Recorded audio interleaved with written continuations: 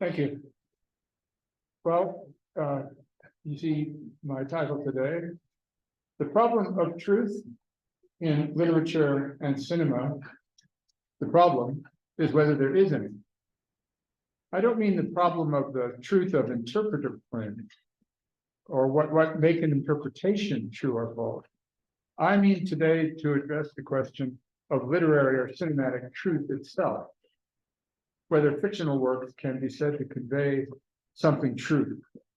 And if so, what might be said to be truly conveyed and how one might be said to apprehend such truth. Philosophers have always been skeptical that there can be aesthetic truths for two reasons. The first source of skepticism is that most philosophers think that only propositions asserted in judgments can be truth-bearers, can have truth conditions. The second reason is consequent upon the first. Novels and movies do not assert anything.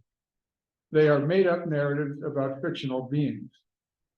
So in one obvious sense, these works of the imagination are literally false. There never was an Oedipus, a Don Quixote, Charles King, and the stories never happened. This is simplistic, of course, because neither a novel nor a play nor a movie pretends to be anything other than fiction. Now, we might want to claim such things as the portrayal of factory life in Upton Sinclair's novel, The Jungle, is a true portrayal. But then we've translated the novel into a discursive claim, and we know how to go about finding out if that is true, if factory life really is the way Upton Sinclair describes it in The Jungle. But we know that one of the ways of finding out whether it's true is not by reading a novel again. And of course, one might go on to say that there are all sorts of reasons for valuing literature or movies, apart from any question of truth. For example, they represent great beauty, and so provide us with a distinct pleasure. Or they are simply among the finest achievements of the human imagination ever produced and worth attention for themselves. But one of these valuable features, it's commonly said, cannot be truth. Because of this, philosophical attention to literature and cinema often concentrates only on the supposedly salutary effects of reading and viewing on our sensibility and emotional sensitivity. Some even go so far as to suggest that such exposure to the arts can make us better persons, perhaps even better persons morally, by expanding our range of sensitivity to what there is in the world. Or the works can be said to have illustrative philosophical value. They illustrate various philosophical points, claims, and help us imagine what it would be like if the claims are true, but the truth of the claims is a matter of philosophy, not the literature of cinema itself. But this demarcation seems too neat. We feel we have learned something from seeing Hamlet, or viewing Vertigo, or reading Henry James. And if we have learned something, then we've attained knowledge of some kind. And if that is knowledge, then what have we come to believe? Then what we have come to believe must be true. But how? This is especially puzzling because, as with the Sinclair example we used, it seems impossible to say determinately what is true, what we have learned, without an immediate distortion of the uniqueness of whatever the modality of aesthetic truth might be. Moreover, if something can be said to be true, literature and cinema might present things to us that are possibly false. And what would that look like in the case of an artwork's claim to truth? But setting up a problem in this familiar way immediately suggests an alternative we are familiar with now throughout these lectures. Literary and cinematic works may not assert anything, but can they not be said to disclose something, to show us something about matters of sufficient generality that the works count as conveying something generally true? This suggestion might seem appealing, but we seem again forced into conceding that if there is such a disclosure, we should always be able to say what is disclosed. And that's always an invitation to clumsy and banal paraphrase. And then, if asserted in propositional form, to require that we demonstrate the truth in some non-aesthetic, usually empirical form, and the aesthetic form would then be dispensable. That's like the Shakespeare's sonnet example we used a couple of times ago. To address these concerns, I suggest we take a very brief look at the philosopher most known for defending the notion of truth as a matter of what he calls uncovering aletheia, or disclosure, our old friend Martin Heidegger. Now, there's obviously, even given the work we've done, not space here for any survey of Heidegger's lifelong project or his lectures on Hölderlin or Rilke or Trachel or the various literary and painterly projects that he's attempted to use as examples. But he does say he wants to awaken us in the modality of literature to a question that's been forgotten since Plato, the one we've been dealing with, the meaningfulness of being. And I think enough can be said to raise the question of aesthetic truth now at this point in our journey through Heidegger in history. In the first place, the truth question is especially important to Heidegger because he thinks far more is at stake than a problem in some small corner of aesthetic or epistemology. We are committed to the propositional form of truth and the centrality of assertion and confirmation because we have inherited a deep guiding assumption since antiquity, the one we've been exploring. The assumption, so prominent in Aristotle, is that the basic act of rendering intelligible is discursive predication. This is immediately taken to have an ontological counterpart, that to be what it means to be anything at all amounts to intelligibility, that to be is simply to be intelligent, or stated in its grandest forms, that the forms of thought are the forms of things. This must be so because to be anything is to be distinguishable from what it is not. Determinacy is the condition of ontological possibility as well as logical intelligibility. And there is only one form of logical intelligibility, the judgment.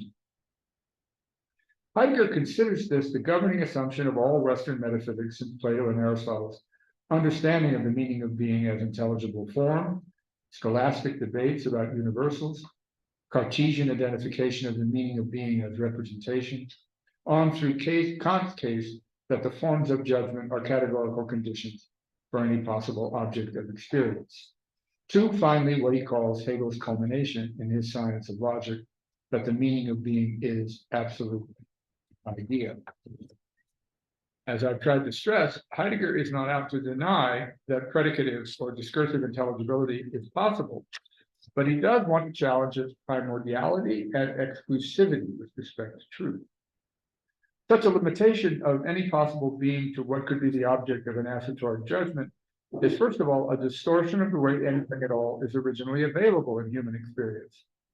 Beings are not available, salient in our experience. They do not show up, first of all and primordially, as judgmental objects, but as meaningful, bedeutsam, significant, in the way they matter given the practical tasks of individuals in their environing world, a historical horizon of possible mattering at a time. Everything around us at this moment is so deeply familiar to us as we enter the room that nothing thematic was necessary and nothing was in isolation for the experience to be coherent. Chairs, desks, tables, lecterns, rooms, all make an immediate familiar sense to us in the context of colleges, education, research, employment, and so forth. A considerable effort of abstraction, not part of this immediate availability, is necessary to get to hard surfaces reflecting light rays. What is important for our topic is that we cannot be said to be oriented from any such realm of meaningfulness, the deeply familiar way the world is manifest, by cognition or a belief about matter, and certainly not oriented from any argument we have accomplished about what ought to matter. The world in which we find ourselves, as he says, is thrown, saturated with avenues of mattering and possible mattering, hierarchies of significance, shared habits of heart and mind, and corresponding exclusions. The availability of such meaningful directionality is said by Heidegger to be a matter of attunement, Stimmung, of being always already attuned and immediately and unreflectively onto such possibilities as we direct our lives forward. And although this is an unusual term, attunement or Stimmung, it evokes an experience we've all had.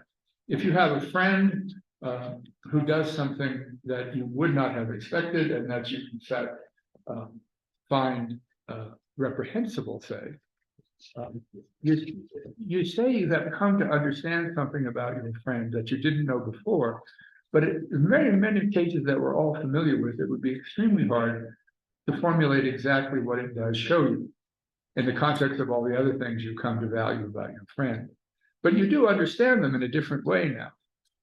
Although what it is to have understood them in a different way is not something you can explain to somebody by giving them a list of propositions. They shift in your orientation towards them, and you might not behave towards them in the same way without that being reducible to something like, well, they did something reprehensible and now they're worthless and I won't have anything more to do with them. You could do that.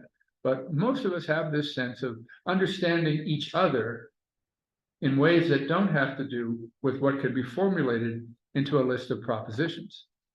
It becomes actually kind of comic if two friends say to each other, could you write down all the things you like about me? And could you write down all the things you think you understand about my character? And I will do the same for you, and then we'll understand ourselves better. We know immediately we can't do that. That would be ridiculous. That would be like someone looking for a person to marry by formulating a list of 18 desiderata, and then after every Tinder date, checking off the number of boxes, and then when you get to say 16 of the 18, proposing marriage. It doesn't work that way. So we have a kind of implicit everyday understanding of Stimmung, of being on to somebody, either positively or negatively. So this business of how literature can attune us to an aspect of human existence, not just some particular feature of an individual's life, is one that is actually more familiar to us, I think, than we tend to think. There are two elements in his project that we need. That aspects of worlds of mattering so deeply contextual as to be almost unnoticed, that they can be disclosed pre-thematically and non-cognitively. And while they set the original possibility of anything at all being available, worlds, that is the meaning of being, they are not determinately specifiable in predicative form. And such an orientability is only possible as issues of attunement. In his early lectures, the disclosive moments with respect to the meaning of one's own being are states, as we've seen, like anxiety and boredom. But as the 1930s went on, he came more and more to suggest that such disclosures were available in artworks, indeed paradigmatically and most importantly. As Heidegger puts it in an essay called Why Poetry, he writes, admittedly, the first thing we must learn at this moment of world history is that making poems is also a matter of thinking. We will take the poem as a practice exercise in poetic reflection. Since there's obviously no third person or empirical way to know how things come to mean, to matter, to come to be salient to an individual, or even just what it is like for things to so matter, then it's plausible, if we're onto this question of what it is like for them, for things to matter, it's plausible that in order to get to that, imaginative genius and linguistic or visual imagination of great skill is needed to disclose what it is like to inhabit a historical world, even in such an individually inflected way. Since the domain of meaningfulness for Heidegger is primordial, what gives life any direction at all, and since the question posed this way is unavailable to philosophers, who, for all of their virtues, are not known for great imaginative genius or linguistic or visual imagination, the disclosive function of the arts seems a reasonable candidate. And indeed, it's in this context of such questions that Heidegger does often introduce literature or poetic thinking as a possible way forward, a way of addressing these questions of disclosure and awakening. He will say such things as, poetry, creative literature, is nothing but the elementary emergence into words, the becoming uncovered of existence as being in the world. For the others who were before, for the others before it were blind, the world first becomes visible by what is thus spoken in literature. So now I turn to an example, one you may not be familiar with, but I'm only going to use a small part of it to try to make this point. The story is Henry James's 1903 story, I think his masterpiece of short stories, The Beast in the Jungle. We read about a man, John Archer, who is living a kind of stalled life.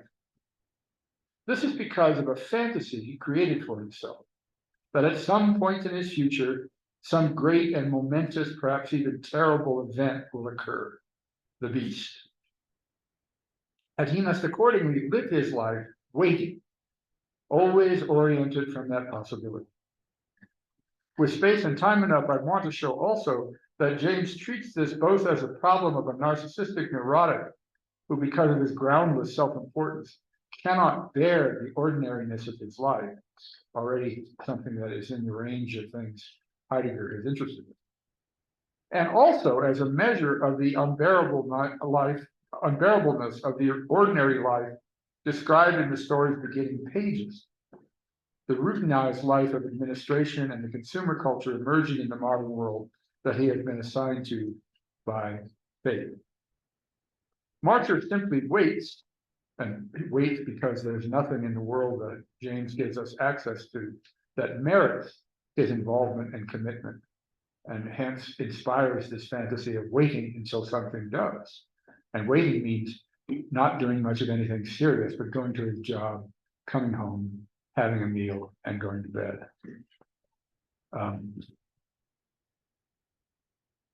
Marcher simply waits, and in a way that suggests there is nothing, perhaps for anyone, to do but wait, hoping that something transformative in the future will redeem the banality or ugliness or loneliness of the present.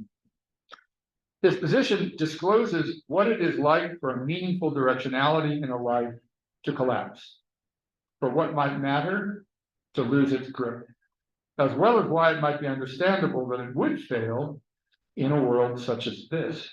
It's not as catastrophic a failure of mattering as Bartleby's in Bartleby the Scrivener, Melville's great short story. But this is only because of his fantasy. Bartleby is the great story of a scrivener who on one day comes to work but decides not to work, just sits there. And they ask him why, and he says simply, "I prefer not to." And this starts driving the owners of the business more and more crazy as they try to figure out, well, why does he come here every day? Sit down and do nothing. And whenever they ask him, that's all he ever says. "I prefer not to."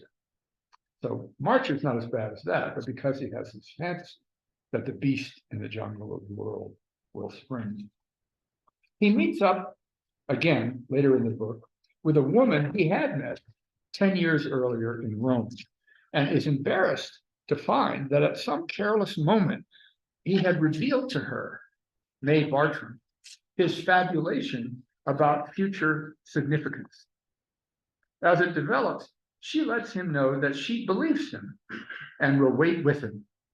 As she waits through the years, she tries to let him know that the great event, the so-called beast, might have already arrived, that it might have been the miracle of having fallen in love later in life.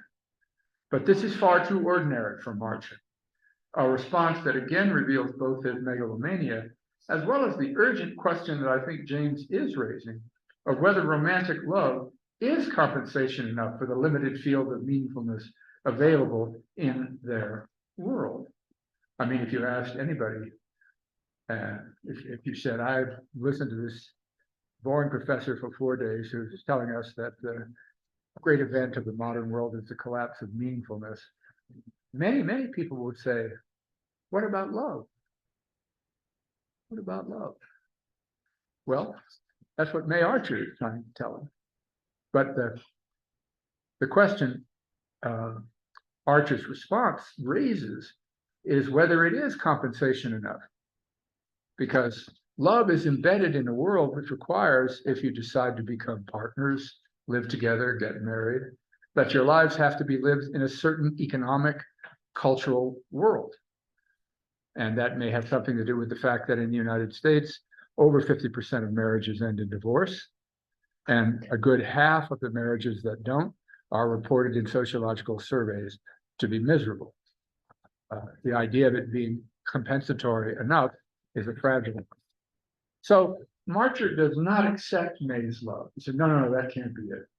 And they grow old together, waiting until she finally dies. At a visit to her grave, sometime later, he comes upon a man in the cemetery visiting a grave nearby, who he can see is ravaged by terrible, wrenched grief. And the sight of that intensity, by contrast with his passionless musings, serves as a kind of epiphany for Marcher. Something is disclosed to him in a way that the story as well can disclose to us. He realizes to his horror that the fate that he had been marked for, he had met with a vengeance. He had emptied the cup to the lees. In other words, here comes the beast. He had been the man of his time, the man to whom nothing on earth was to have happened. That was a rare stroke. That was his visitation. In other words, the beast of the jungle that he'd been waiting for is his uniqueness in the history of the world. He is the man to whom nothing ever happened. But Marcher also realizes when he sees how ravaged this man is by the loss of his love, that this need not have mattered in that way, that, quote, the escape would have been to love her. Then he would have lived. Now, obviously, nothing yet said in this short summary should be at all convincing about the truth of any disclosure about Marcher's world, or what it is like for the grip of some network of significances to fail, or what it would be to have a chance at a renewal and miss one's own life. But if there were a way simply to convey the content of the disclosure, we would not need the story. The disclosure happens in the story as a whole, and it happens because of James's prose, especially in the beauty of the last words of the story. The scope and pathos of what it is for a life to fail happens in the closing words, which reads like a carefully crafted prose poem. This was knowledge, knowledge under the breath of which the very tears in his eyes seemed to freeze. Through them, nonetheless, he tried to fix it and hold it. He kept it there before him so that he might feel the pain. That, at least, belated and bitter, had something of the taste of life. But the bitterness suddenly sickened him, and it was as if, horribly, he saw in the truth, in the cruelty of his image, what had been appointed and done. He saw the jungle of his life and saw the lurking beast. Then, while he looked, perceived it, as by a stir of the air, rise huge and hideous for the leap that was to settle him. His eyes darkened, it was close, and instinctively turning in his hallucination to avoid it, he flung himself face down on the tomb. The fact that a disclosure of meaning or its failure cannot be adequately paraphrased or summarized does not mean there is nothing to be said or done except exuberant reading and reviewing. Criticism on this post-Heideggerian account aims to attempt to recreate, for those to whom one is writing or speaking, the experience of reading or viewing itself, and to do so illuminated by what one's senses has been disclosed. Marcher sees what he calls the truth, the jungle of his life and the lurking beast, sees that what he has missed is his life. He's missed May while waiting for it, in a way that requires the entire story and requires of a critic a sensitivity to that wholeness and the experience the words on the page create. Let me now move to examples from cinema and to finally discuss the vexing problem of distinguishing truth from falsity in disclosure. My few examples will be drawn from the films of Robert Bresson. Many of you may not have seen, he only made 13 films, and many of you have not, I'm sure, seen them, but they are rigorously anti-movie-like. He thinks of traditional movies as what he calls film theater. And he thinks that movies have been ruined by acting, by the expressive attempt to express in the outer the inner. And he's trying to make a rigorously austere movie that will capture the essence of what it is to live a life without the phoniness of self-representation and acting. I can't go into all of that, but I want to show you, before we get to Bresson, a very brief clip, which I hope will convince you, or at least suggest to you, how immediately a film can convey a region of the modern world, in this case, the work world. This is the first scene of the first film made by the true inheritors of Bresson's mantle, the Belgian Dardenne brothers. The film is Rosetta from 1999. You will see a young woman in a food factory filmed from the back, in motion, hastening somewhere. She seems very upset, even angry, and we become a bit anxious, anticipating what might happen. We follow her as if entering her world with her. We hear only her breathing and steps, and note the odd gesture of her slamming the doors on the camera as she goes through, almost as if she is indifferent to the camera, not an actress performing a role. And in fact, she's not an actress, but an amateur in her first film. We also get a sense that she may be closing doors behind her in another sense, as if burning her bridges behind her, indifferent to the future consequences of what she's about to do. She enters the workplace and we learn why she is upset. She's being fired, and she can't understand why. My point in showing this is just to suggest how much we already, from the first seconds, understand something about work in this world. The desperate need for work, the extreme vulnerability of those who work, the anxiety and powerlessness of those who must find and keep work, the powerless even of the managers, who do not seem indifferent to Rosetta, but they have to explain that the government will pay her stipend for the training period, which allows the factory to employ such young labor cheaply, and then recycle others through without any permanent positions being created. It's kind of a dodge. You know, the government says, if you hire this during the training period, we'll pay you, on the assumption that once they're well trained, they'll be employed by the factory or the business where they have received this subsidy from the government. But what the business does is, as soon as the training period is over for any of these people, they fire them and get another one, because they can pay them only like 1/10 of what they need to, since the government pays the rest, and they get all this labor cycling through, even though they've sort of let the original worker believe that they're on the way to a real job. All of this is so, but it's not something we can be said to see directly in the way we see the characters and begin to follow the plot.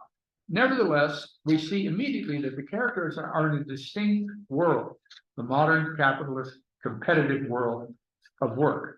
And we begin to be onto what a world is like for the people who inhabit it, non-discursively, as if immediately attuned. Maybe we could turn out the lights for a minute. Can someone? Thank you.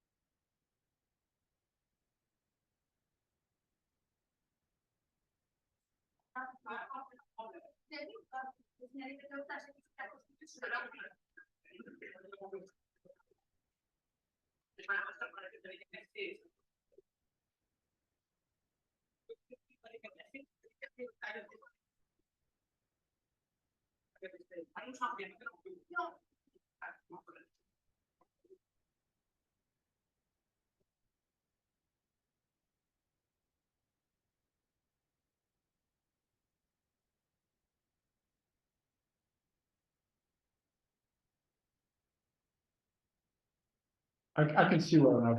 I can see well enough. I can see well enough. Let's leave them off for the other clip. Thank you.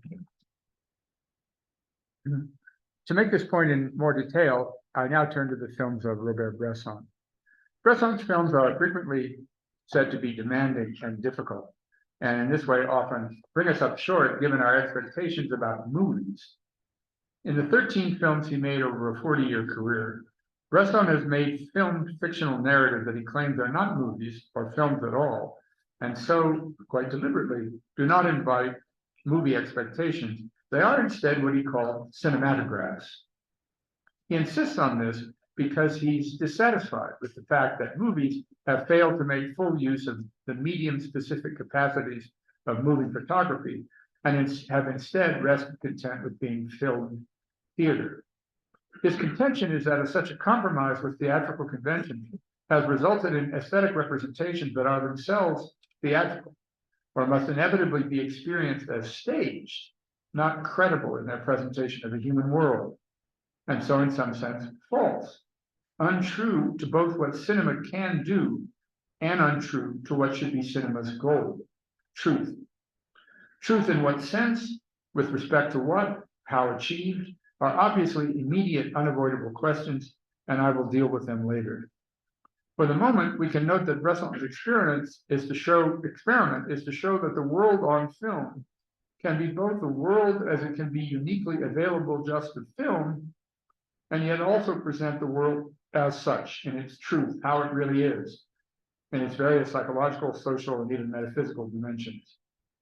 This means, though, that Bresson thought he had to work to develop a style that has been rightly described as austere, rigorous, pure, minimalist, bare, all in a way that's not distracting from, but enhances the primary mode of a viewer's receptivity, or emotional responsiveness, in a sense that needs much like unpacking.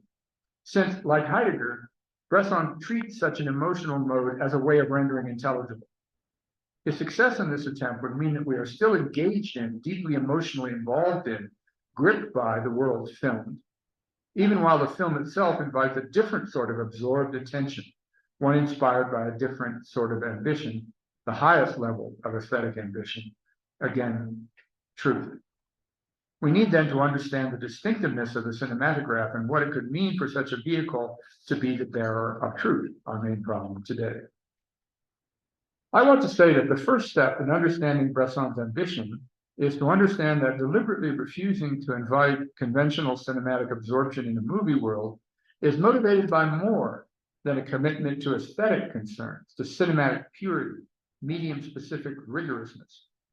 For one thing, like Heidegger, Bresson understands that how things make sense to or matter to his characters, and how that sense fails, is not originally a matter of reflection and conscious assessment. For another, he always treats his characters in a world, one which plays a decisive role in how their possibilities emerge or are shut down. He thinks that cinema is uniquely able to show us this, what Heidegger calls being in the world, not subjects establishing relations with or reacting to objects in the world. And what clearly bothers Bresson about film theater as cinema is a kind of falseness in cinematic representation, false to the world as it is, and one that would especially mimic a falseness in our understanding of our own experience of the world. This is a dissatisfaction with a kind of ontological as well as cinematic falseness, a presentation of a false way of being in the world, as well as a parallel and related cinematic inauthenticity. I mean, to portray characters in a traditional movie in which individual actors pretend to be other people and express their passions and interests and despair, so forth, creates the idea of our ordinary lives being very largely a matter of theatrical self-representation rather than genuineness. And that gets to the famous Heideggerian theme of inauthenticity. And Bresson, like Heidegger, is striving to create a way in which the falseness of everyday life, the fact that we feel we're enacting roles, responding to what people expect us to do, hoping we conform in the right way for the sake of success, can all be brought to a kind of consciousness by a Bresson film that shows us what we are doing by showing us what it would look like if we didn't do it. Taking as real or realistic a presentation of the human world as film and theater does indeed duplicate a possible, even prevalent human self-understanding, but one that requires constant strategic self-representation, self-deceit, anxious conformism, thoughtless accommodationism, and so that is true to life only in reproducing in most movies the falseness of that experience. What Bresson is mostly trying to avoid is the delusion that the directionality of a life is set self-consciously, reflectively, and authentically, as if what matters to one is some sort of result of reflection and resolve about what ought to matter. And not only this, but I want to suggest an ontological point is being made. Bresson's presentations of persons absorbed in and engaging with objects and others in the world is not a picture of a world that makes a kind of familiar sense to them, cognitively, conceptually, or even consciously, nor of individuals who guide themselves through their lives reflectively or even thematically. What matters to them emerges and subsides pre-deliberately and in a way that is not treated as unusual. In his early film, A Man Escaped, a film about a French soldier, a member of the resistance who was captured, put in a Nazi prison, and immediately starts trying to escape. There is no time spent in the film showing the prisoner Fontaine deliberating about what he should do or explaining himself to, trying to justify himself to his companions. Imprisoned, his mode of being just thereby becomes escaping, all that makes sense to him. No other mode of being would. And escaping matters in an immediate way that is not the product of any reflection about what he should do, whether it's too risky. All of that is absent from him. And there's a great deal of screen time devoted to his patiently and laborious detail, simply working at making what he needs to realize what happens to matter. It's like a picture of Heideggerian Verhalten or comportment in the world, the know-how in dealing with tools that involves this unreflective way in which the world makes sense to him as that from which one ought to escape. And everything engages him in that kind of a commitment. In another early film, Pickpocket, the pickpocket Michel, suddenly at the beginning of the film, without explanation, seamlessly and easily, simply starts becoming a thief. And what it means to him to be a thief, apart from believing he is exempt from any moral disapprobation, is simply to be a good one. He is even indifferent in a way to being caught. The way these characters understand the world around them is in terms of the projection of their own practical possibilities. Extra clothing or a mattress in The Man Escape show up means something to Fontaine as material with which to make a rope. A spoon is a potential chisel, and he spends a great deal of time just showing us this, maybe in total 20 minutes in the film. It becomes kind of hypnotic, and you go, well, that seems like it would be pretty boring, but if you ever see the film, I'll bet you that you'll find it hypnotic.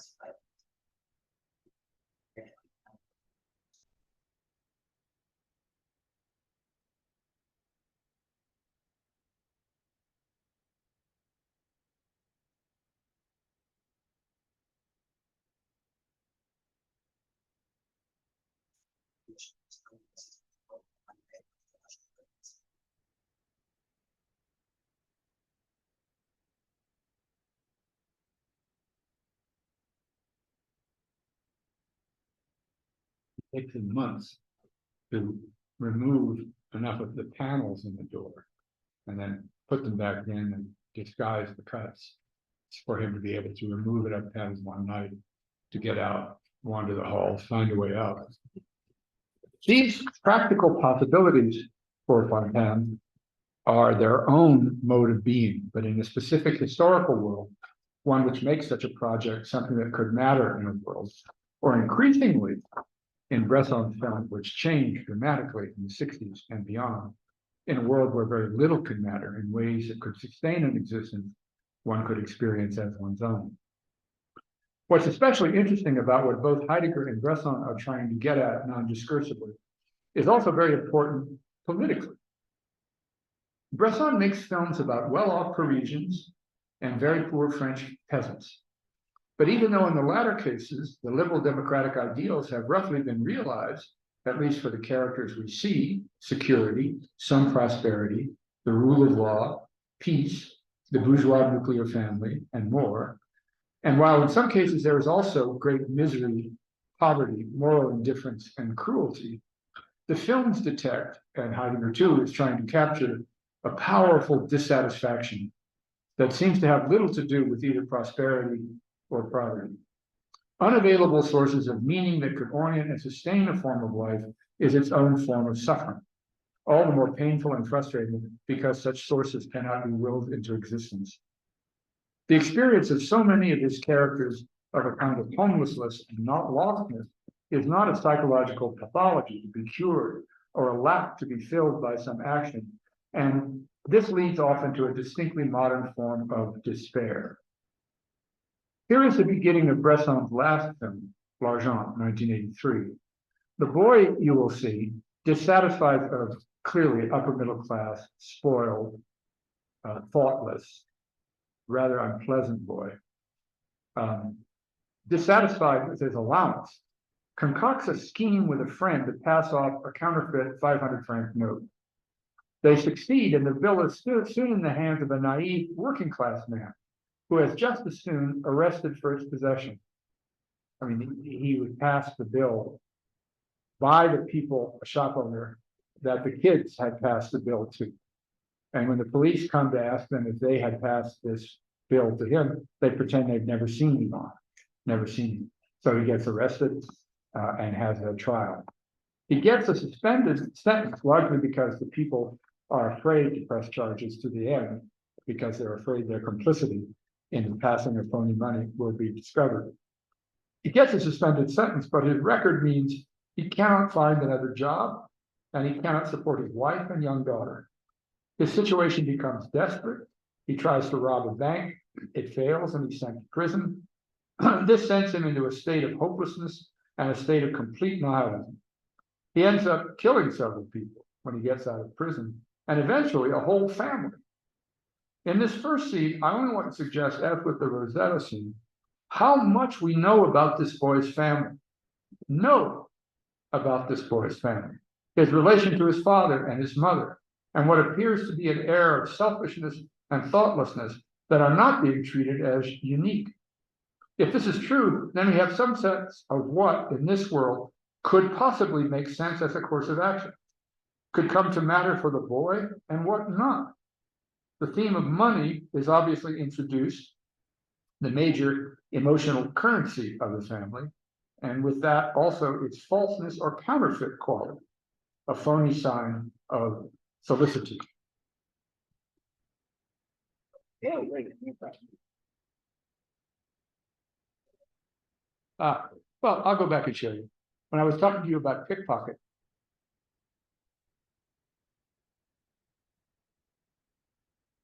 and this is a scene. Come on.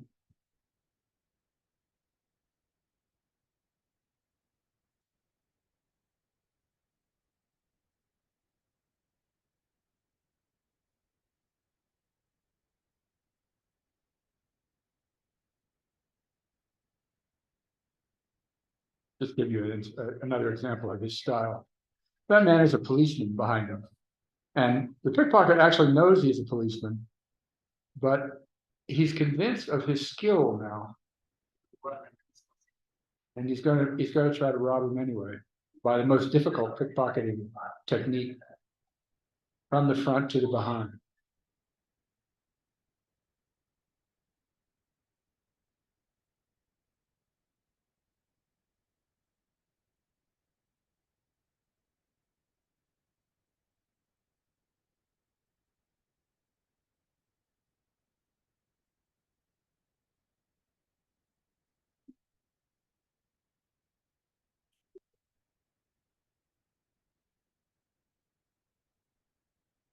I really encourage you to see this movie.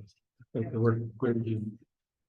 Now I'm going to go back to L'Argent and my comments about how much we know about this boy, his mother, his father, the world they live in from this name.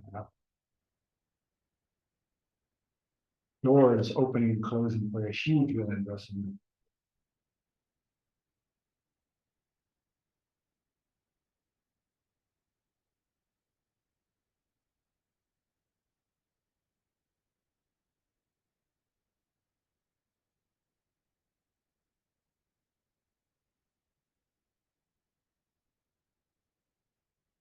tu veux bien j'emprunter une petite seconde si je dois la rendre. Non.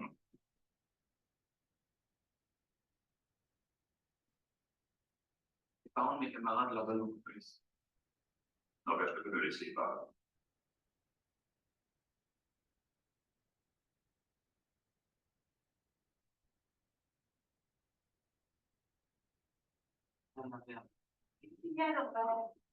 Bien que papa me refuse une avance, j'en ai absolument besoin pour rembourser mon temps. Aujourd'hui, je ne peux pas.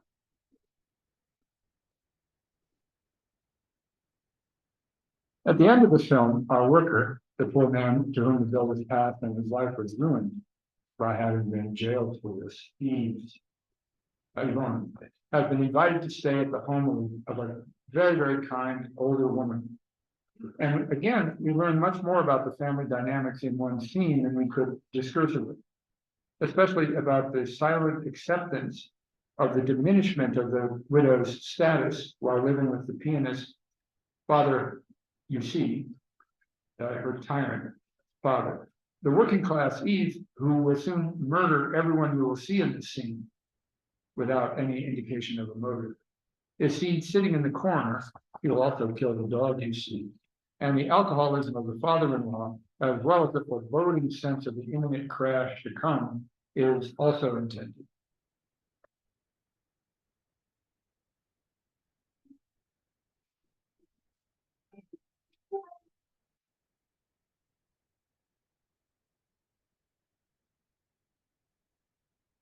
Again, the question is, what is disclosed about these people by the smallest detail in this scene?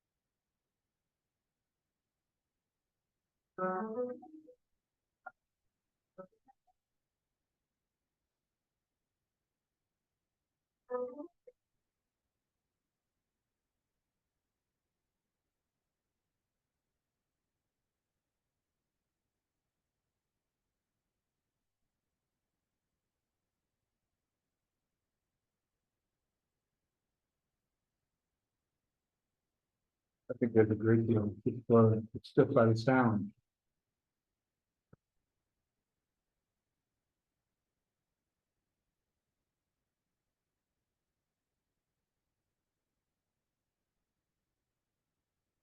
We can get a full sense of Bresson's suspicion of conventional psychological first-person psychological explanations of human conduct, the skepticism that actions are best explained by reference to the consciously held thoughts, attitudes, beliefs, and intentions of agents.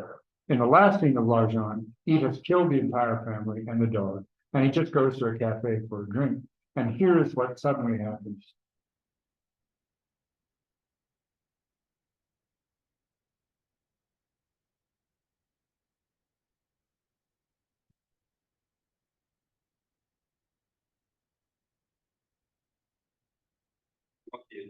Io l'autorità vuole volere che l'assassinato in famiglia.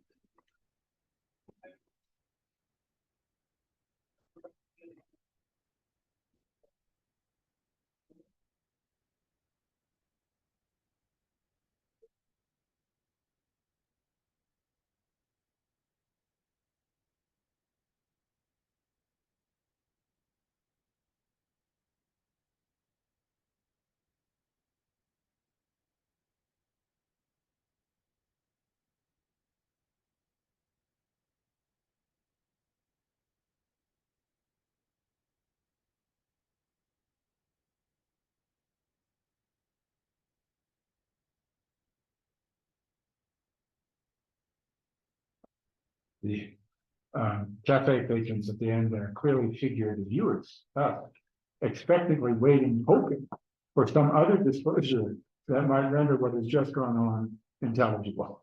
But in vain, they keep well, he can, as whereas he confessed, is he sorry?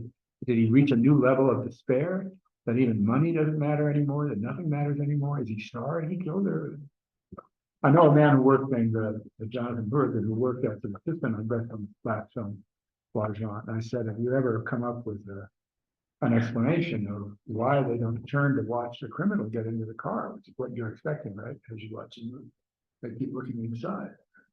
And he said, well, yeah, I'm sure there has a lot of meaning to it, but the people who worked with Bresson were so terrified of it that when he gave that direction, they were terrified that if they did anything else but just stand there, he would be very angry.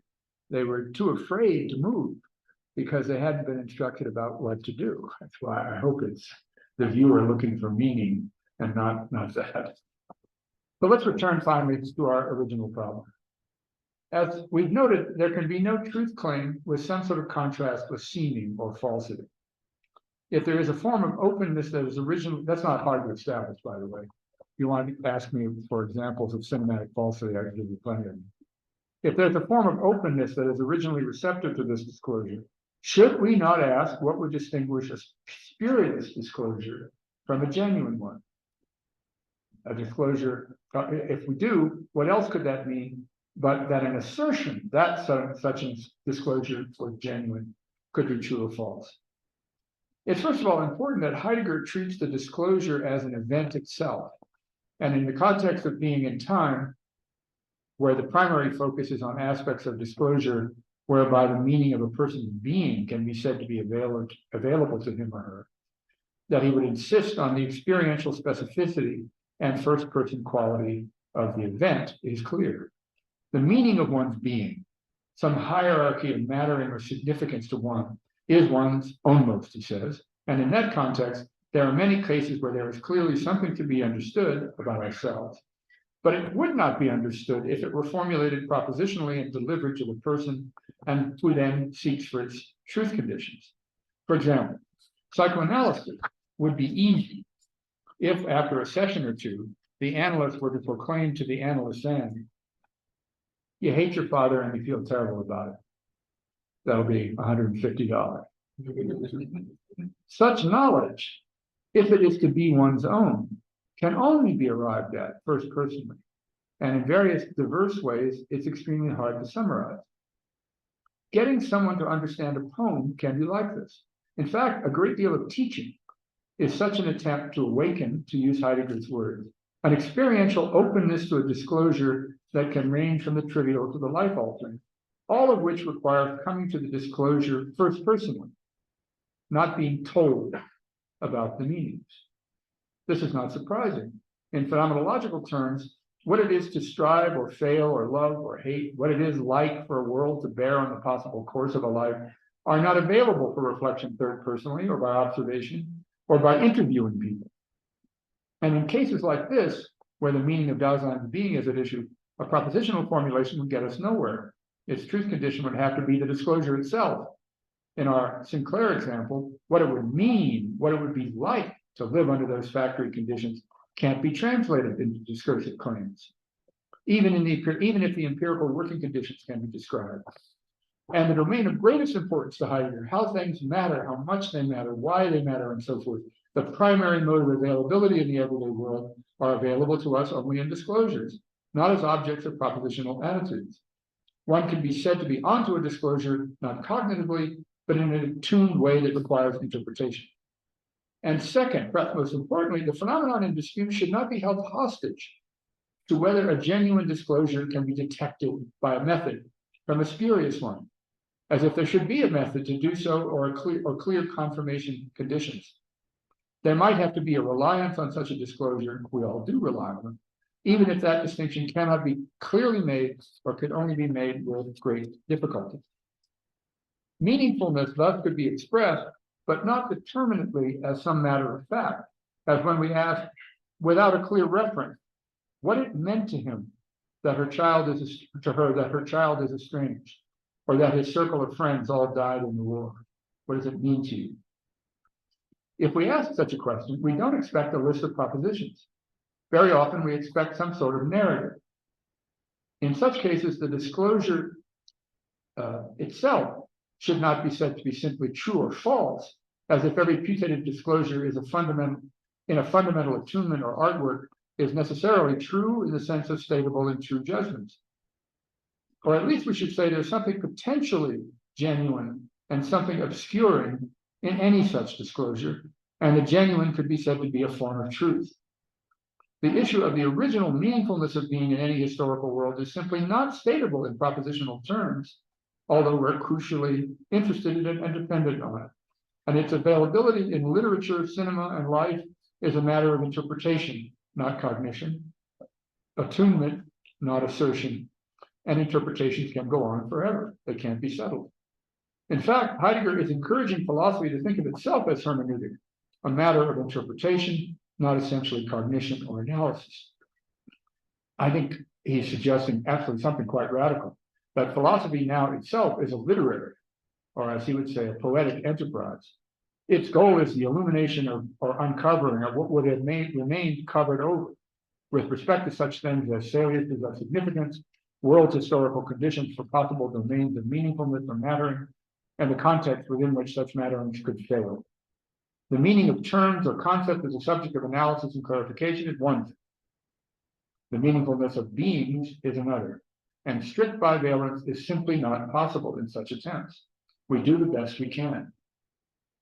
This is the sense in which Heidegger wants to claim that propositional truth presupposes unconcealment.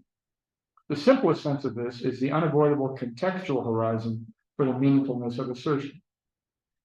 It is possible that while teaching being in time, I suddenly assert the capital of Colombia is Bogota. My students would have understood the assertion, but they would not, in the sense Heidegger is interested in, have understood me, and in that sense, not understood what I had said. And since any such disclosure, some attuned sense of contextual relevance and appropriateness, is never possible without also concealment, while there cannot be such a thing as a false disclosure, there can be no genuine disclosure, or a sense of such a contextual meaningfulness that pretends to disclose, but disorients, obscures, and misattunes. The forgetfulness of the question of the meaning of being results. This brings me back one last time to Bresson, and then I'll be finished. And so to the topic of true disclosure about experiences in the historical world, especially in his later films, and experiences in which persons lose touch with any source of matter they could own up to as their own, a loss that is not the result of any discursive deliberation or any etiology at all. As we've been seeing, the controversial issues in any claim for truth in literature and cinema is whether there is a form of non-discursive intelligibility, a way in which our experience can be said to make a certain kind of sense, can be meaningful without being suitable objects of or at all formulable in assertoric judgments. The main problem with this claim is the threat of indeterminacy, since the claim itself depends on bracketing any form of all predicative determination in favor of some more original or primordial availability of beings in the world. And one indeterminacy seems to be indistinguishable from any other, as in Wittgenstein's colleague Frank Ramsey's famous insistence, if you can't say it, you can't say it, and you can't whistle it either. The philosopher who argues most strongly that there can be such a disclosive form of truth and that all propositional correctness depends on its priority is Heidegger, who is also the strongest defender in the history of philosophy for the possibility of such a modality of truth in the arts, and the filmmaker I wanted to show who is most relevant to any possible demonstration of such a form of truth is Robert Bresson. By demonstration here, we mean only that some form of aesthetically achieved credibility or genuineness. And Bresson believes this can only be achieved by depriving the viewer of reliance on the conventions of what he calls film theater, a major component of which is being guided by a character's conscious expression of beliefs and desires and conventional assumptions about rationalizable behavior. But demonstration here must mean something like what Heidegger had called phenomenological attestation, a way of showing that by refusing the conventions assumed in attempts at rendering discursively intelligible, can at least potentially awaken us to a source of meaningfulness more original and primordial than our conscious strategic dealings, an original attunement to sources of meaningfulness and their absence. Attestation in this sense can ultimately only call on the readers of the viewer's recognition when it can be aided by, but never replaced by, critical attentiveness. Given the enormous power of such conventions, this can require extreme literary and cinematic means, a staple of modernism in the arts. Perhaps no such attempt in the history of modernism is more powerful than in Bresson's 1966 film, Au hasard Balthazar, a film, to speak of the radicality of experimentation here, a film in which the main character is a donkey, Balthazar. One needs all 90 minutes of the film to appreciate the pathos and dignity of the last scene I'm going to show you. But throughout the film, while Balthazar is beaten, abused, worked near to death, starved, and eventually killed, he serves also as a silent stoical witness to the human world, and as such, allows its alienness to emerge just by being so witnessed. His simply not being of our world, but forced into it, is what allows aspects of our world to emerge into salience. The alienness of that human world emerges by virtue of what we indirectly sense just by the presence of our witness, Balthazar. We're shown the complete collapse of any meaningful contrast on predatory, self-interested human behavior in the 20th century. In his early films about village life, this absence is treated as just that, an absence of what seems to have been, elements of which we could see disappeared with the arrival of automobiles, motorbikes, transistor radios, tractors, and new forms of contractual exchange. In his later films, we see the growing influence of the consumerist culture of modern capitalism in contemporary Paris. In this last scene, Balthazar has been stolen and used to smuggle contraband, consumer contraband, across the French-Spanish border. And the border guards notice the smugglers and start firing at them. They run away and leave Balthazar, and he is shot and then abandoned by the villains. And now, when they're gone, he returns, I think we have to say, out of such a state of homelessness and anomie, out of the world of humans he's been forced to live in, for him, as ironically, the human beings of such a world have shown to be just as homeless, into the animal world where he belongs, where he has a home, where the meaning of there being such a place or a home is attested to in the film and gives us some hope that there might be a return to a home as opposed to homelessness. This is Balthazar's death. At the beginning, it will be a little hard to see.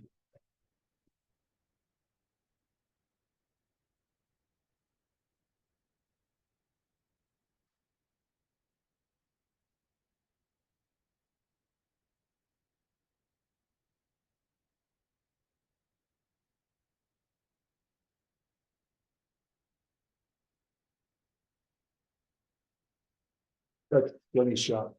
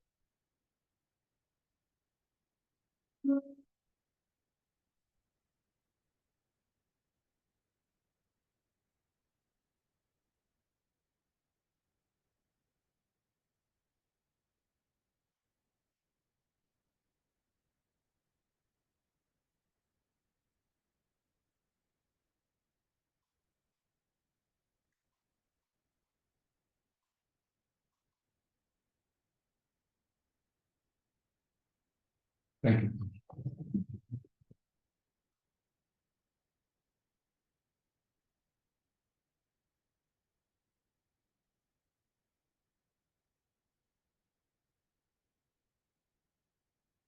Thank you very much, Professor. I would have 3 minutes for questions and comments. Yes, Santiago. Here's another. Yeah.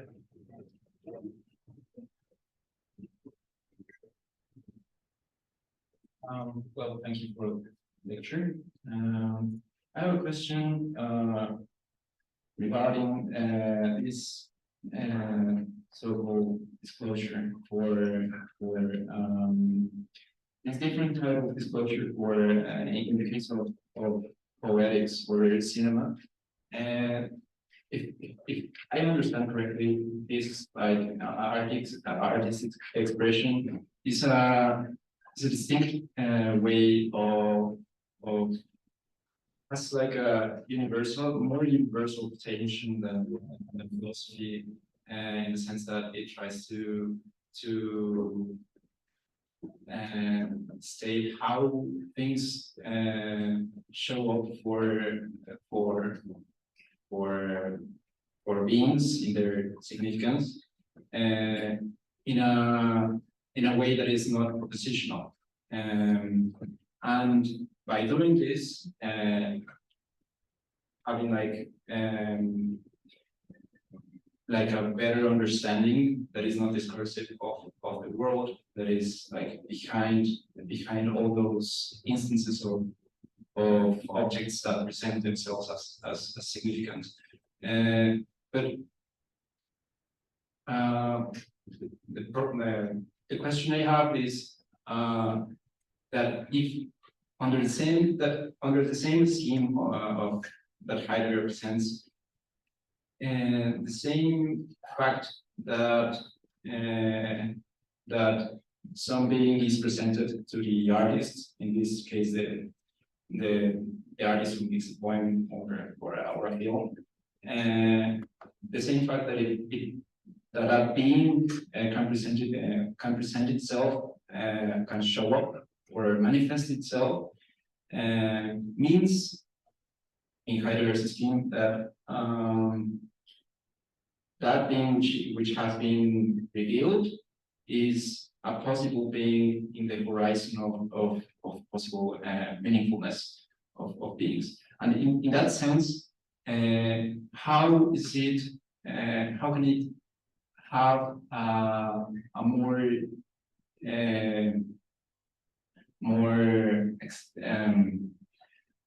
profound understanding of the world that is behind that relevant, that meaningfulness, than me, for example, that we are talking about the world and how things come to reveal themselves. But I'm talking right now like propositional, and so is Heidegger in some cases. In my case, just by the same fact that I'm talking like propositionally and discursively, I have a constraint of this way of expressing what is being revealed to me, that is not present in the case of the artist. But I share with the artist in this case that the being which I am expressing in propositional terms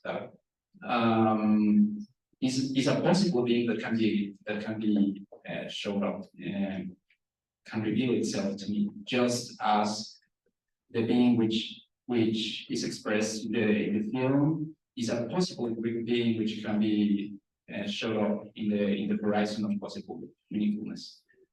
And in that case, the artist is just as blind as me in talking about the world, like this universal, more universal potential of the artist cannot be really accomplished.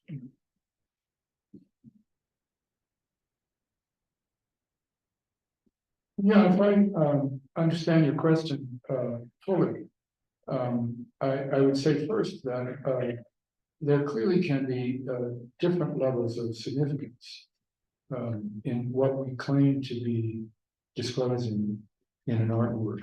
I mean, it is possible, for example, to respond to, say, Shakespeare's Hamlet as if what it is the story of how his father's death came to mean the central fact came to be the central fact of his life, and the question of revenge came to dominate his mind so totally that it drove him nearly insane.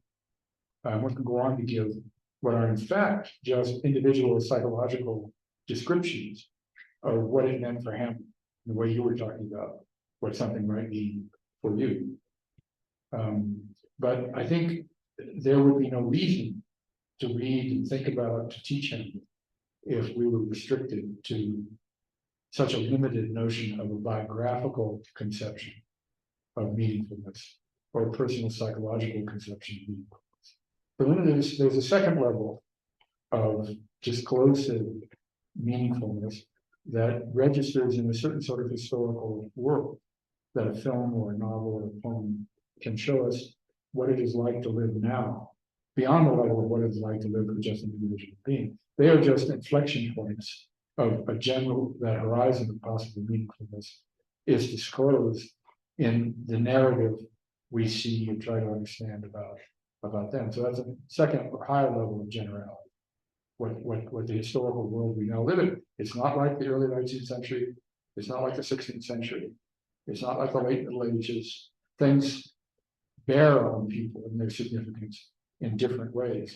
And what everyone has been trying to figure out since the early part of the 20th century is what the fragility of the Enlightenment project and perhaps its eventual collapse means for the world we now inhabit.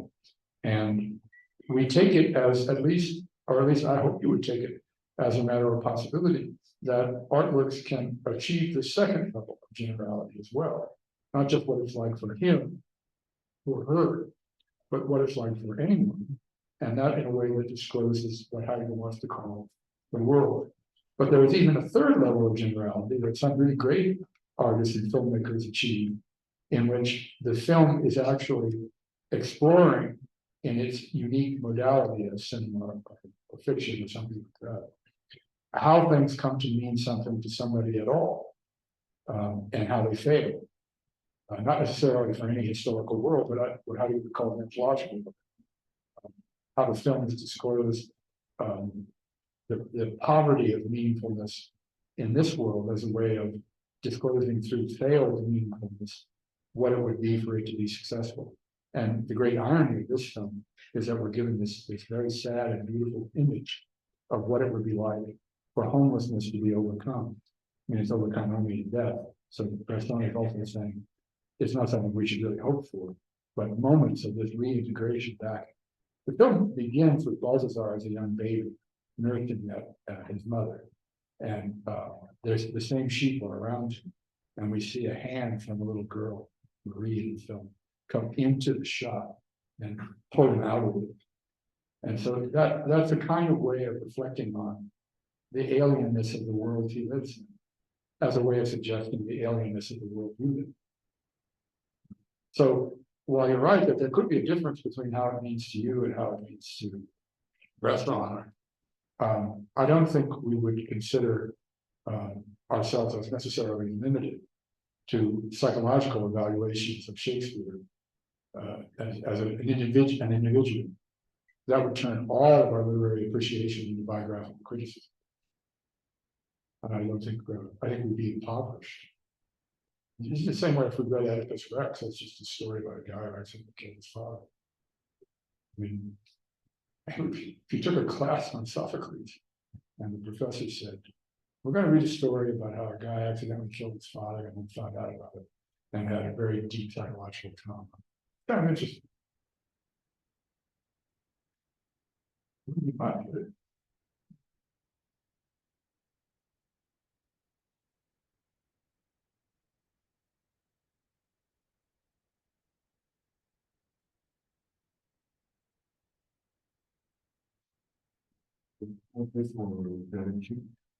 Different as creating animated cinema has the same growth level as live action cinema.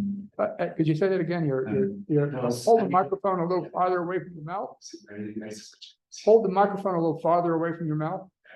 Can you hear me there? That's better. Yeah. Does animated cinema have the same level of truth as live action cinema? And we also wanted to ask why the focus on Robert Bresson and not on neorealism, Italian neorealism or French neorealism. Why specifically Robert Bresson? Oh, yeah. What is the, somebody will be able to help me out. For no particular reason, animated films can't fit into the same sort of context of analysis. What does anyone remember the Israeli film about war? Oh, what is it? Walking with Bashar? Bounce with Bashir. Bounce with Bashir. What with Bashir? Bounce with Bashir. Waltz with Bashir. It's an extremely moving film. It's highly intelligent and highly disposable. No reason it can't. But what happened to a lot of animated cinema is that the emphasis is on the technique of the push for original technical innovations in animation. So there's no reason it shouldn't, but I don't hold out much hope myself that there will be a wave of Bashir-like films coming in the future. And I have no desire to exclude the great Italian neorealists. I mean, Antonioni, for example, is a close cousin. L'Avventura is a very, very close Bresonian film. And I think a lot of the main points could be made. Rome Open City, for example, the ending of it is the same kind of pathos about whether, I mean, it's sort of suggesting in that film, can the post-World War II world ever be a home again? And of course, I mean, it's clear that what he's trying to disclose is probably not. The suicide of a child is actually, in a way, probably the most horrible thing one could possibly imagine. A depiction of tremendous hopelessness. So I don't mean to exclude it if you can't talk about everything else.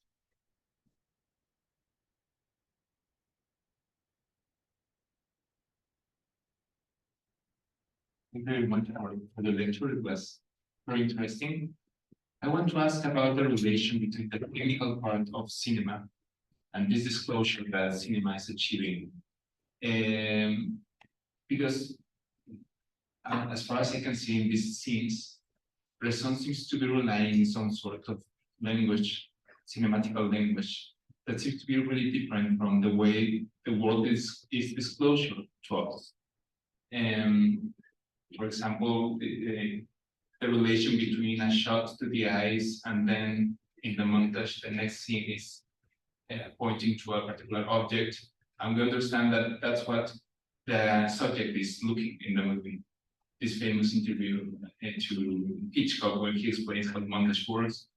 It seems that even in imperialism, such as this, or Antonioni, and they have to rely on this language. So, and this language seems to be very artificial, maybe as artificial as a philosophical treatment.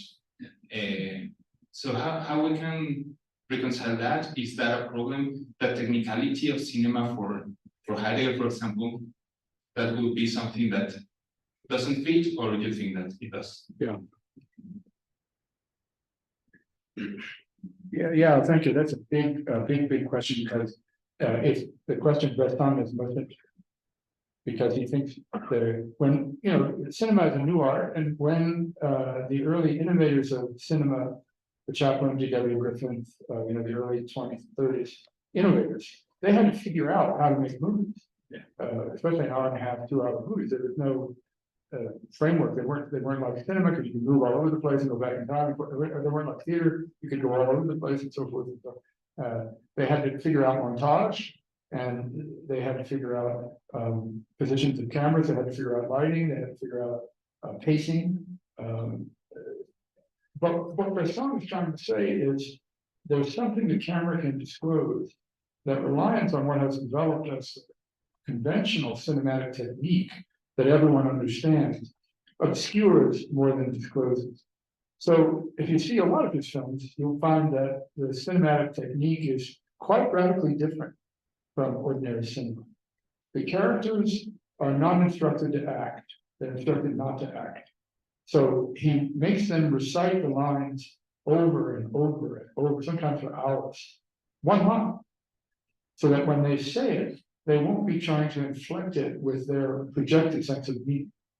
In other words, he thinks if you strip everything from cinema that contributes to some sort of suspicion of falseness, that is, of staginess, of theatricality, of consciously presenting something as something for some purpose. If you radically cut all that out, and you have long scenes in which your expectations about the length of the scene are denied. So instead of being 1 minute on a door that you've just gone through, it lingers there for 30 seconds. Or you see an open field, and instead of the camera panning, it just stays fixed on an open field, and you're expecting a character to walk into it and it doesn't. So there are hundreds of things he's trying to do in a way to upset us as viewers. And for many viewers, it doesn't work. It's just boring. It's too slow. Tchaikovsky is the same way. Ozu is the same way. All of these are trying to work against conventional cinematic technique. The scene I showed you in Pickpocket, where Fontana is using a spoon to do it, and Bresson cuts to his face, that's extremely rare in the film. It happens only twice. In most of the scenes, the hand is working by itself. And Bresson is actually, here's an example, trying to suggest by that what we're doing, the agency and acting that's being presented in the film, is not being driven by what the character is actually consciously thinking. Now I'm going to insert the spoon here and not make too much noise and go up and down and like that. But there's a certain automaticity to action in Bresson. Cinematic technique is meant to deflate the importance. I mean, he had a lot of this book he wrote called Notes on Cinematograph. He has a lot of very radical claims to make about get intelligence out of the picture, no intellect, no thought. That's not how people act. They act in a way that is just, kind of regularized, habitual, in ways in which why a particular habitual action means what it does to them can be captured by the camera, but not by language. So you're right that there is a standard cinematic style, but it's just conventional. Hitchcock's a perfect example. So it's making the maximum use of the conventions of Hollywood cinema. And in a way, by upsetting the narrative expectation, also trying to scare the hell out of it, so that you're expecting something, and then the door opens in the back, and you will get no indication there was a door there, that kind of thing. So you can create a great deal of suspense but he's fooling around with explaining techniques. Breslau's trying to win, and the most radical is not using actors. That guy, Yves in Valjean, is an architect, friend of Breslau's. And the donkey was taking a long time to make that shot because he didn't want a trained donkey. He didn't want a donkey who was an actor. So if you ever my friends who've had donkeys, so they're just terrible to work with. I mean, they're stubborn, they bray constantly, they won't do what you tell them to do, they just stand there for hours, you can't get them to move. And so Breslau had to work very, very hard to do this. Anyway, one could go on and on about that, but he is conscious of those standard cinematic language business.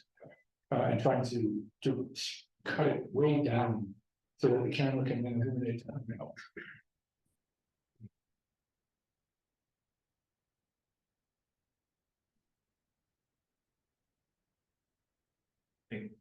Thank you for your conference. I guess I wanted to ask you a broader and more general question, out of curiosity actually.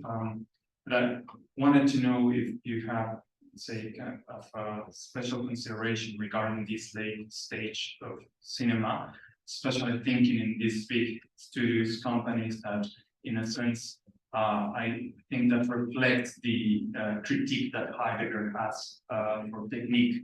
This cinema that is especially focused on technique, for instance, the metrics, the formula behind the screenwritings and all of that.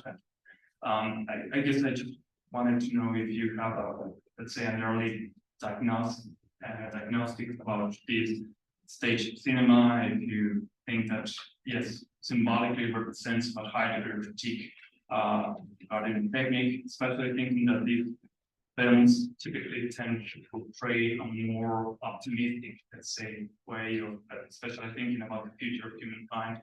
They typically tend to associate these future with technological progress and efficiency and all of that. And probably, I guess that Heidegger would have a very contrary opinion to that.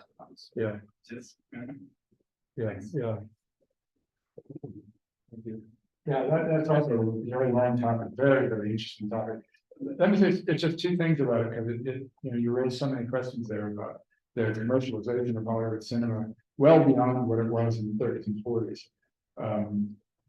The first comment is the same thing happened to modern painting from around the 1860s on, with Edouard Monet and the beginnings of modernism. Once we could see, and by the middle of the 19th century in France, we certainly could see the vastness of the power of the emerging industrial capitalist world, and the enormous power to turn anything into a commodity. Painting had to think about what to do to resist commodification, being bought by wealthy bourgeoisie to hang on their walls without any role to painting in life other than as a commodity to be bought as a mark of your wealth. And they began to become more and more difficult.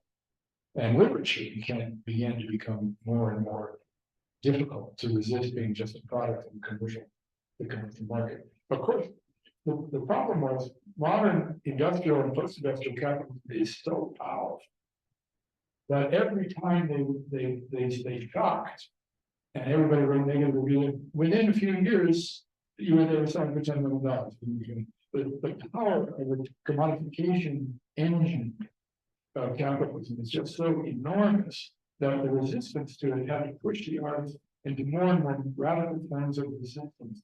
And that happened in cinema as well.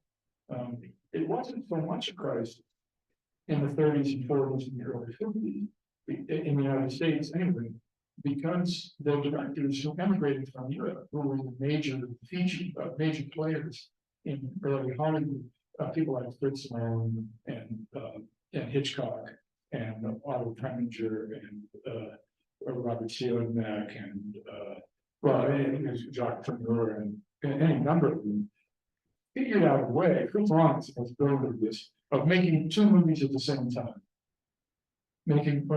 So, for example, great director Fritz Lang, all of his movies were B movies. I don't know if you know what that means. When the studios owned all the theaters, they didn't need the theaters to convince them to run their pictures. They owned the theaters. So they every week, every theater got two movies. The feature, that was the A movie, and the second movie, the B movie, just for people to watch for another 2 hours in an air-conditioned place and be comfortable. And Roland was always assigned the B movies. And these people developed a way of making movies that look to the Hollywood moguls like standard entertainment fare.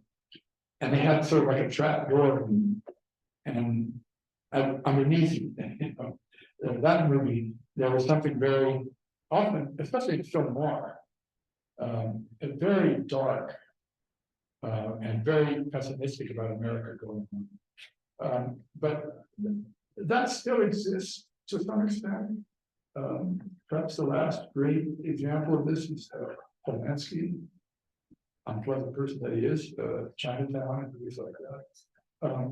But now we've reached a stage where there has to be a much more minor presence of movies that resist this commodification. Very small independent films. Most of Bresson's films made like $8,000. They didn't make any profit. They didn't recover there. But thank God for Europe. They were all subsidized by European governments, and many still are. You know, people like Andrei Teixeira and all the filmmakers who are trying to make very, very unusual film. Woman turns into a car, has orgasm, that kind of thing. Never get a commercial out of the studio, which is great for that. But the resistance has forced the realm of independent film into smaller and smaller venues. Now, the second point you made was about the current fascination of technology in action movies. The bigger the explosion, the more beautiful the machine. It's something like Italian futurism. The success of the display of technical power in these movies does, I think, reveal something about at least what can be most profitable in America. It sort of confirms Heidegger's insistence that technology has become almost kind of like a religious self-consciousness about power, our power, and a celebration of that power in modern action films. Gives people a great deal of enjoyment. They're absolutely thoughtless. Absolutely thoughtless. There's no second movie underneath the first movie at all. Or my pet peeve is the movies of Quentin Tarantino, which most people in generations younger than mine admire. I don't. I think they're the representations of male adolescent fantasies, and they have nothing to say about anything. But they're important because they have this kind of ironic, knowing, self-referential playfulness about them. This doesn't have to be about anything. It's just going to be fun. But I'm rambling. That's fine. Thank you very much, Professor. Thank you all very much for everything this week. Lectures.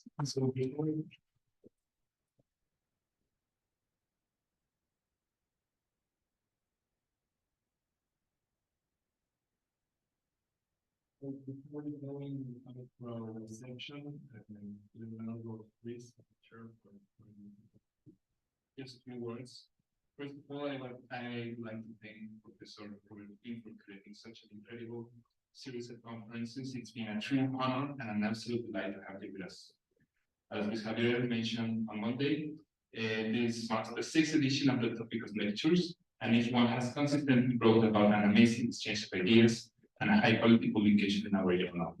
Thanks again, Professor Pippin, for enriching this relation. It's been my pleasure. I would like, of course, to thank the organizer of this conference, Professor Luis Javier Farhat, for his dedication and for the great outcome. Thanks also to Gustavo and Marta for their invaluable logistical support, and of course to all the scholars who have contributed to the maintenance, development, and advancement of our beloved journal Tópicos, especially to Karen, and once again to Luis Javier. Tópicos stands as a source of immense pride for us and as a testament to the philosophical rigor and dedication that characterize our faculty. Finally, I want to express my gratitude to the audience, the faculty students, the students and guests alike, for your attendance, active participation in stimulated discussion. Thank you very much.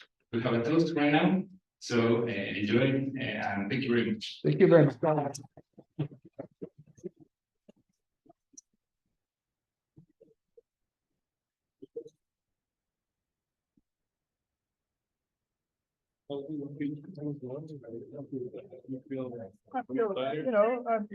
I can function.